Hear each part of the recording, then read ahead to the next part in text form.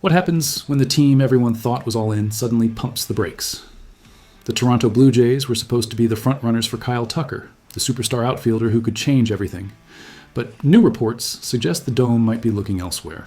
Is this a strategic pivot or a sign of something deeper? Stay with us, because what we're about to reveal changes the entire narrative. Hello, Jays Nation. Welcome to Jays Quick News, your go-to spot for the latest Toronto Blue Jays updates. Today, we're diving into some unexpected news that has the fan base divided. Are the Blue Jays really backing away from Kyle Tucker, or is there a bigger plan at play? Make sure you hit that subscribe button and turn on notifications, because you won't want to miss what's coming next. Let's break down what we know. Since the beginning of the offseason, the Toronto Blue Jays have been widely considered the favorites to land Kyle Tucker, the four-time All-Star who's become this winter's most coveted position player. Reports surfaced suggesting that Toronto allegedly made Tucker an offer north of $340 million, though no one in the Blue Jays front office has officially confirmed this. Tucker even visited the team's spring training facility in Dunedin, Florida earlier this month, and manager John Schneider called the meeting very productive. But here's where things get interesting.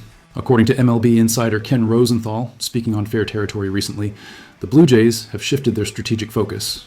While Tucker and Cody Bellinger remain in play, Rosenthal revealed that Toronto's greater need lies in the infield. This isn't abandonment, it's strategic evolution. The Blue Jays aren't walking away from Tucker. They're smartly diversifying their options after already landing Dylan Cease on a 7-year, $210 million deal that rocked the entire league. Here's what most people are missing. This could be the smartest move the Blue Jays have made in years. Think about it. Toronto just came within one game of winning the World Series, losing to the Dodgers in Game 7. They've already strengthened their rotation by signing Cease, one of baseball's premier strikeout pitchers with over 215 strikeouts last season. They're building something sustainable, not just chasing one name. Now let's talk about Kyle Tucker's actual value. Yes, he's exceptional.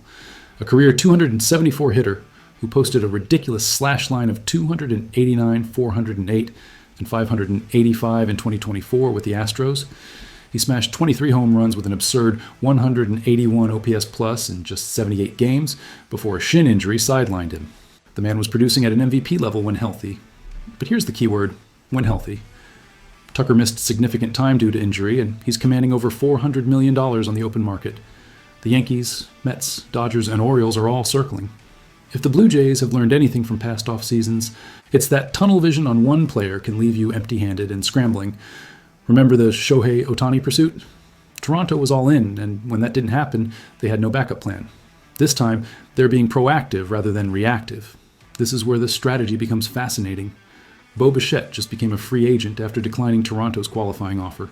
He's only 27 years old, coming off a bounce-back season where he slashed 311, 357, and 483 with 18 home runs, and a career-best 134 weighted runs created plus.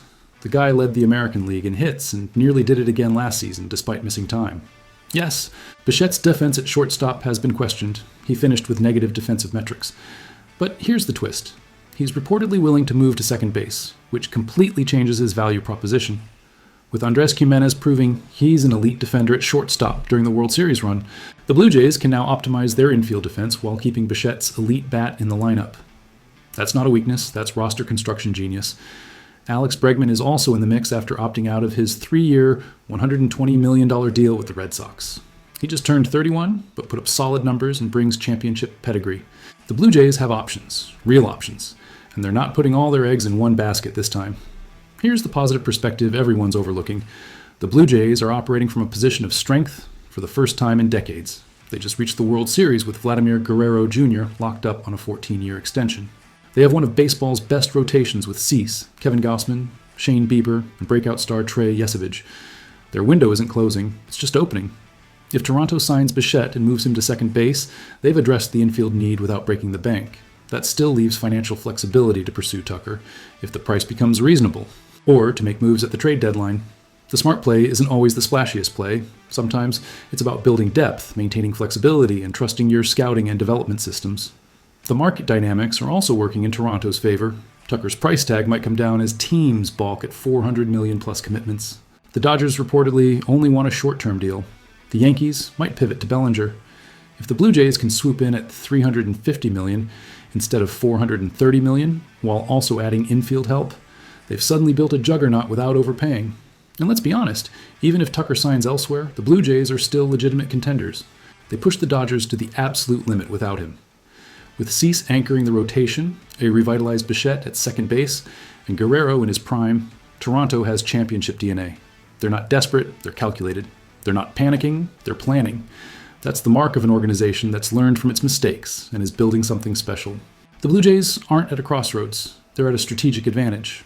While everyone else is panicking about whether Toronto will land Kyle Tucker, the front office is quietly building a championship roster with multiple pathways to success.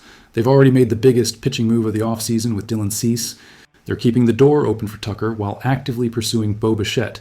They're operating with the confidence of a team that just took the Dodgers to 7 games in the World Series. This isn't a franchise in crisis. This is a franchise in control. Now we want to hear from you. Is the Blue Jays' multi-target approach smarter than going all in on Tucker alone? Drop your thoughts in the comments below, smash that like button, and don't forget to subscribe to Jays Quick News for all the latest updates. Hit that notification bell so you never miss a story.